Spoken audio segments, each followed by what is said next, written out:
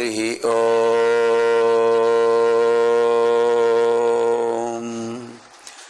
శ్రీ గురుభ్యో నమః.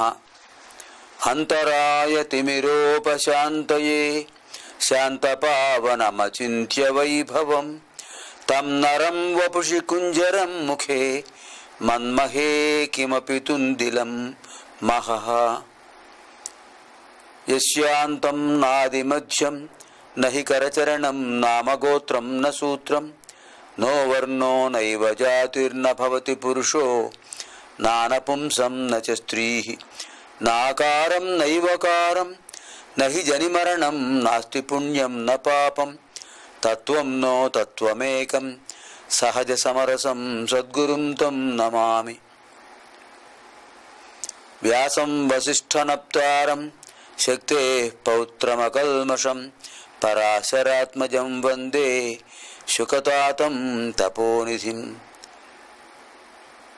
శృతిస్మృతిపురాణానాం ఆలయం కరుణాలయం నమామి భగవత్పాదం శంకరం లోకశంకరం. నారాయణం నమస్కృత్య నరం చైవ నరోత్తమం దేవీం సరస్వతీం వ్యాసం తతో జయముదీరయేత్. అష్టాదశ పురాణేషు వ్యాసస్య వచనద్వయం పరోపకారః పుణ్యాయ పాపాయ పరపీడనం.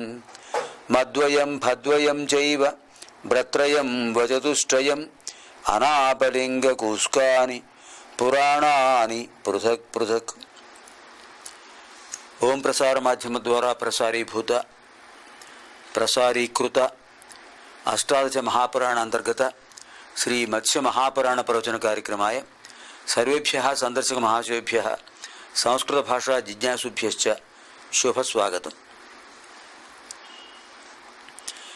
ఎవ్వని చే జనించు జగము ఎవ్వని లోపల నుండు లీనమై ఎవ్వని యందుడిందు పరమేశ్వరుడెవ్వడు మూల కారణంబెవ్వడు అనాది మధ్యలయుడెవ్వడు సర్వము తానయైన వాడెవ్వడు వాని నాత్మభవు ఈశ్వరునే శరణంబు వేడదన్. తల్లి నిన్ను దలంచి పుస్తకము చేతన్బూనితిన్ నీవు నాయుల్లంబందున నిల్చి జృంభణముగా నుక్తుల్ సుశబ్దంబు శోభిల్లంబల్కుము నాదువాక్కునను సంప్రీతిన్ జగన్మోహిని ఫుల్లాబ్జాక్షి సరస్వతి భగవతి పూర్ణేందు బింబాననా. పఠామి సంస్కృతం నిత్యం వదామి సంస్కృతం సదా ధ్యాయామి సంస్కృతం సమ్యక్ వందే సంస్కృతమాతరం. సంస్కృతస్య ప్రసారాయ నైజం సర్వం దదామ్యహం సంస్కృతస్య సదా భక్తో వందే సంస్కృతమాతరం. సంస్కృతస్య కృతే జీవన్ సంస్కృతస్య కృతే యజన్ ఆత్మానమాహుతం మన్యే వందే సంస్కృతమాతరం. హ్యः కార్యక్రమే సావిత్రీదేవ్యాः గురుభక్తివిశేషः కథం अस्ति इति एकलव्यस्य गुरुभक्ति विशेषेण तुलनात्मक परिशीलनं कृत्वा अधीतम्. अद्य सावित्रीदेव्याः गुरुभक्तिविशेषः तद्वैभवः तस्य महिमा च वर्णिता भवति. నిన్నటి రోజున సావిత్రీదేవి యొక్క గురుభక్తిని ఏకలవ్యుడి గురుభక్తితో పోల్చి చూశాం. ఏకలవ్యుడు ఎంత గురుభక్తి నిష్ఠా గరిష్ఠుడో అంతటి మహాశక్తి కలిగింది అని చెప్పుకున్నాం. అలాగే ఏకలవ్యుడి కథ కూడా నిన్న చెప్పుకున్నాం. ఆయన అడిగాడు, గురువుగారు నేను పరోక్షంగా అయినా సరే మీ శిష్యుని గనక మీ అనుగ్రహం లేకపోతే నాకు స్వప్న దర్శనం అయ్యేది కాదు, అస్త్రాలు వచ్చేవి కావు, కనుక మీకు గురుదక్షిణ సమర్పిస్తాను అని అంటే, నేను నీకు ప్రత్యక్షంగా ఏం నేర్పాను నాయనా, నహి అవశ్యకం తత్, నహి ఆవశ్యకం తత్. గురుదక్షిణ ఇవ్వక్కర్లేదు అని చెప్పాడు. ఇంతలో అర్జునుడు అతన్ని పక్కకు తీసుకువెళ్ళి, నాయనా ఏకలవ్య మిత్రమా, గురువుగారు అక్కర్లేదన్నారు, కానీ నేను నా మనసులో అభిప్రాయం చెప్తున్నాను, నీకు సమ్మతం అయితే చెయ్యి, నిన్ను ఒత్తిడి పెట్టను, గట్టిగా నీకు చెప్పట్లేదు, ఉన్న విషయం యథార్థం చెప్తున్నాను. గురువుగారు తన శిష్యులందరిలోనూ నన్ను మేటి విలుకాడుగా, గొప్పవాడుగా, ఉత్తమ ధనుర్ధారిగా తయారు చేస్తా అని వాగ్దానం చేశారు. ఇప్పుడు ఆయన శిష్యుల్లో ఒకడివిగా ఉండి నన్ను మించిపోయావు నువ్వు. ఆయనకు వాగ్దాన భంగం కలుగుతుంది. ఆయనకు గురువుగారికి వాగ్దాన భంగం కలగకుండా చేయాలి అంటే నీ కుడి చేతి బటన వేలు నువ్వు గురువుగారికి దక్షిణగా సమర్పిస్తే నువ్వు ఇంకా ఉత్తమ ధనుర్ధారివి కాలేవు. అప్పుడు గురువుగారి వాగ్దానం చెల్లుతుంది, వాగ్దాన భంగం కాదు, ఆ దోషం రాదు. ఆ విధంగా నువ్వు గురుభక్తిని చాటు, ప్రకటించు అనంటే ఏమాత్రం బాధపడలేదు. అది ఏకలవ్యుడి యొక్క స్థితప్రజ్ఞత. దుఃఖేష్వనుద్విగ్నమనా సుఖేషు విగత స్పృహ వేతరాగ భయక్రోధా స్థితధీర్మునిరుచ్యతే. శ్రీమన్నారాయణుడు అర్జునుడికి చెప్పిన స్థితప్రజ్ఞ లక్షణం. దుఃఖేషు అనుద్విగ్నమనాహ, ఎంత కష్ట సమయం వచ్చినా, ఎంత సమస్యాత్మక పరిస్థితి వచ్చినా, ఎంత దుఃఖం కలిగినా ఏమాత్రం ఉద్విగ్నత లేదు మనస్సులో. సుఖేషు విగత స్పృహ, అనేక రకాల సుఖాలున్నాయి, సౌభాగ్యాలున్నాయి, ఎన్నో సౌకర్యాలున్నాయి. విగత స్పృహ, వాటి మీద కోరిక లేదు. రెండిటినీ సమానంగా భావించాడు. తుల్య నిందాస్తుతిర్మౌని, అలాంటివాడు స్థితప్రజ్ఞుడు, అలాంటివాడే ఏకలవ్యుడు. వెంటనే ఒక చురికను తీసుకుని, చురిక అంటే చిన్న కత్తి, ఆ చురికతో కుడి చేతి బొటన వేలు ఖండించుకుని దాన్ని ఒక నళినీదళ పత్రంలో తామరాకులో పెట్టుకుని తీసుకొచ్చి గురువుగారి పాదాల దగ్గర పెట్టి, తుభ్యమహం సంప్రదదే గురుదక్షిణాం, తుభ్యమహం సంప్రదదే గురుదక్షిణాం, అపరాధ సహస్రాణి క్రియంతే హర్నిశం మయా, దాసోయమితి మాం మత్వా క్షమస్వ గురుమర్యయ.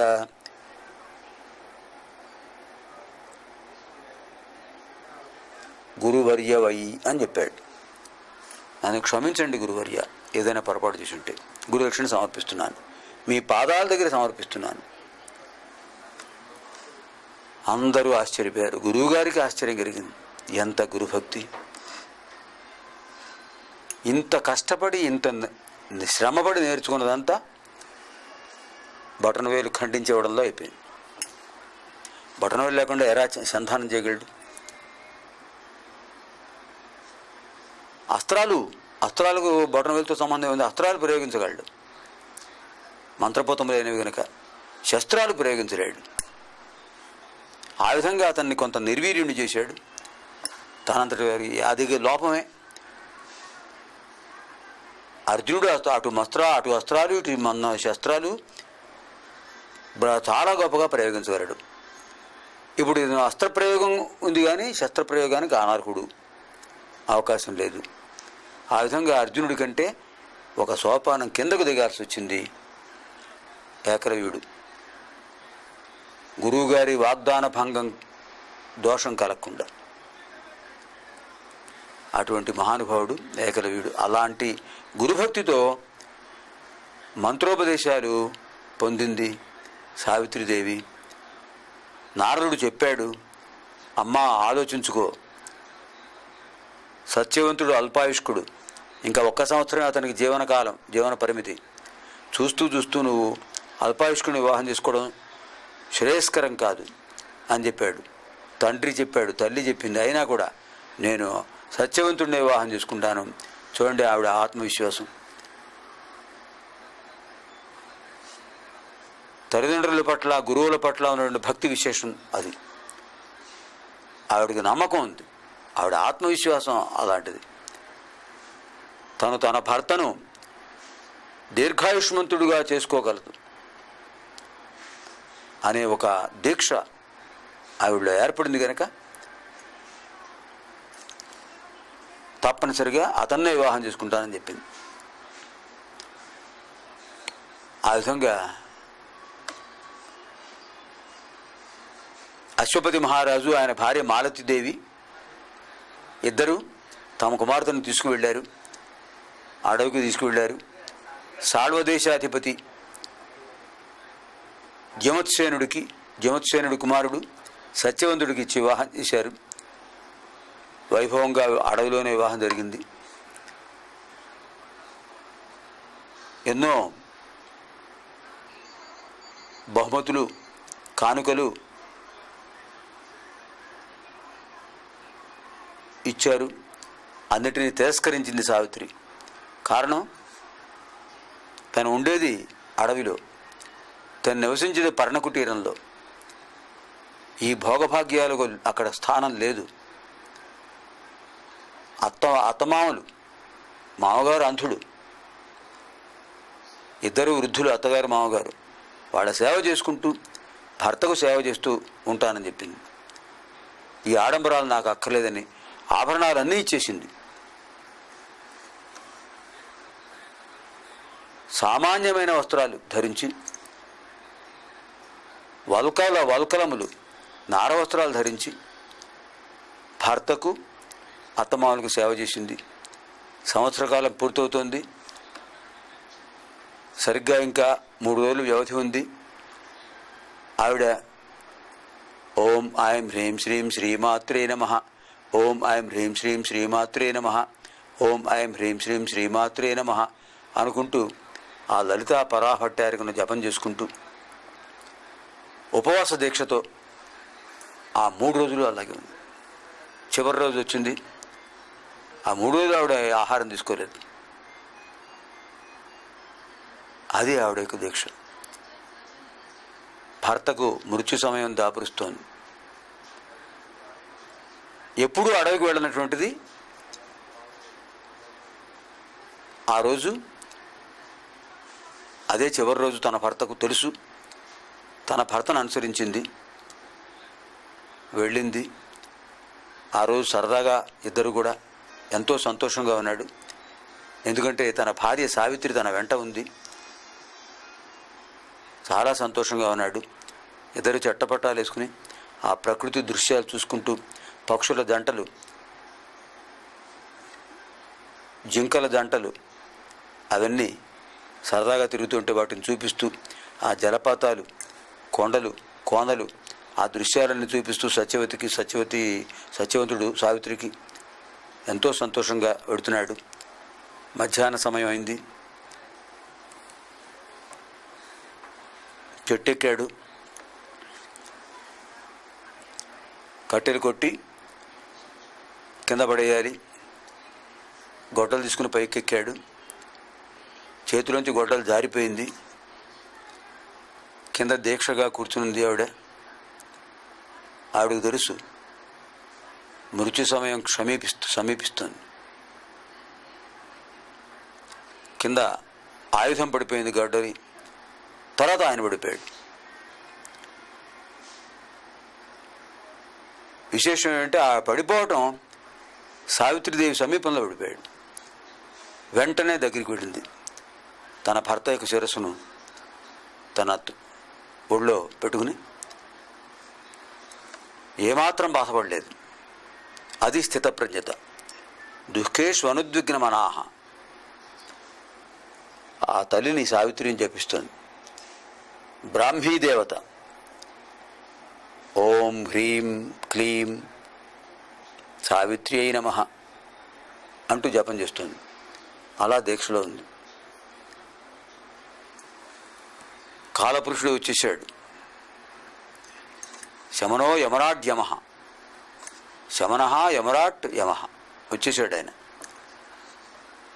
సామాన్యంగా ఆయన తన దూతల్ని పంపిస్తుంటాడు యమదూతల్ని, భటుల్ని. కానీ ఆవిడ మహాతపస్వి.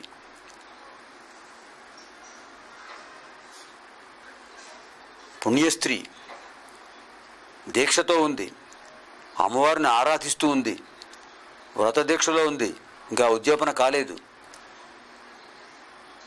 అటువంటి ఆవిడ యొక్క భర్తను, అతను కూడా సజ్జనుడే, సత్యవాక్ పరిపాలకుడు, సార్థక నామధేయుడు, ఒక్క దోషం కూడా చేయనివాడు, తల్లికి తండ్రికి సేవ చేసినవాడు. తల్లికి సేవ చేసిన పుణ్యాత్ముడు భూలోకాన్ని దాటి విడిపోతాడు తన పాంచభౌతిక దేహాన్ని విడిచిపెట్టిన తర్వాత. తండ్రికి సేవ చేసిన వాడు భువర్లోకం దాటి విడిపోతాడట. వృద్ధులకు పెద్దలకు సేవ చేసిన వాడు స్వర్లోకం కూడా దాటి విడిపోతాడట. అది భూర్భువ స్వహ అనే వ్యాహృతులు. అటువంటి వ్రత జీవనం గడిపినవాడు మహానుభావుడు, సత్యవంతుడు. పుణ్యం చేసిన వాడైనా పాపం చేసిన వాడైనా ముందు ఆయన దర్శించవలసిందే కదా. సూర్యసుతుణ్ణి వచ్చేసాడు ఆయన. సత్యవంతుడి యొక్క అంగుష్ఠమాత్ర శరీరం, యాతనా శరీరం అంటారు దాన్ని. పాంచభౌతిక దేహం 5 అడుగులు 6 అడుగులు ఉండొచ్చు, కానీ యాతనా శరీరం సూక్ష్మ శరీరం అంటారు, సూక్ష్మదేహం. అది అంగుష్ఠ మాత్రం ఉంటుంది. అదే జీవాత్మ. ఆ జీవాత్మను తన చేతిలో నుండి పాశంతో లాగేశాడు. మెరిసిపోతున్నాడు, మహా తేజస్వి. పాపాత్ములకు ఎంత భయంకరంగా కనిపిస్తాడో పుణ్యాత్ములకు అంత సౌందర్యవంతుడే కనిపిస్తాడు. ఆవిడ అలా కళ్ళు మూసుకునే ఉంది. ఆవిడకి ఏం తెలియట్లేదు, అలా సమాధి స్థితిలో ఉంది. అంతా దివ్యతత్వం కనిపిస్తుంది ఆవిడకి. ఎక్కడ చూసినా అమ్మవారి యొక్క వైభవం కనిపిస్తుంది, అమ్మవారి యొక్క తేజస్సు కనిపిస్తుంది, దివ్యత్వం వెలిగిపోతుంది. ఆ అడవంతా తేజస్వంతం అయిపోయింది. ఏమిటి ఇంత తేజస్సు అని ఒక్కసారి కళ్ళు తెరిచి చూస్తే స్పష్టంగా కనిపిస్తున్నాడు. మహా తేజస్వి తన భర్త యొక్క సూక్ష్మదేహం తీసుకుని వెళ్ళిపోతున్నాడు. వెంటనే తన భర్త యొక్క కళేబరాన్ని పక్కకు పెట్టేసి యమధర్మరాజు స్తుతిస్తూ బయలుదేరింది. ఆవిడ యొక్క మనోనిబ్బరం ఎటువంటిదంటే, దేవి భాగవతంలో 12వ స్కంధంలో 10వ, 11, 12 అధ్యాయాల్లో మణిద్వీప వర్ణన ఉంది. చాలా విశేషమైనది. 280 శ్లోకాలు. ఎంత విశేషమైనదంటే, ఆ మణిద్వీప వర్ణన కనుక పారాయణ చేసినట్లయితే అరిష్టాలన్నీ తొలగిపోతాయి. అలాంటి మణిద్వీప వర్ణన ఎప్పుడూ ఆవిడ జపం చేస్తూనే ఉంటుంది. అలా మణిద్వీప వర్ణన జపం చేస్తూ ఉంది. మనస్సులో జపం సాగుతుంది. ఆయన వెళ్ళిపోతున్నాడు. అంగుష్ఠమాత్ర శరీరం వెళ్ళిపోతుంది ఆయనతో పాటు. సూక్ష్మదేహం వెళ్ళిపోతుంది. బయలుదేరింది. అప్పుడు ఆవిడ స్తోత్రం చేసింది యమధర్మరాజును. సావిత్రీకృత యమస్తోత్రం అని దేవి భాగవతంలో విశేషమైనటువంటిది. ఆ విశేషమైన స్తోత్రం మనకు చాలా గ్రహదోషాలు పోగొట్టేటటువంటిది. ఏతద్విశేష ఆగామి కార్యక్రమేశ్వ పునరారంభం కరవామహై. ఈ విశేషం రేపటి కార్యక్రమంలో కొనసాగిద్దాం. ధర్మస్య జయోస్తు అధర్మస్య నాశోస్తు ప్రాణిషు సద్భావనాస్తు విశ్వస్య కళ్యాణమస్తు.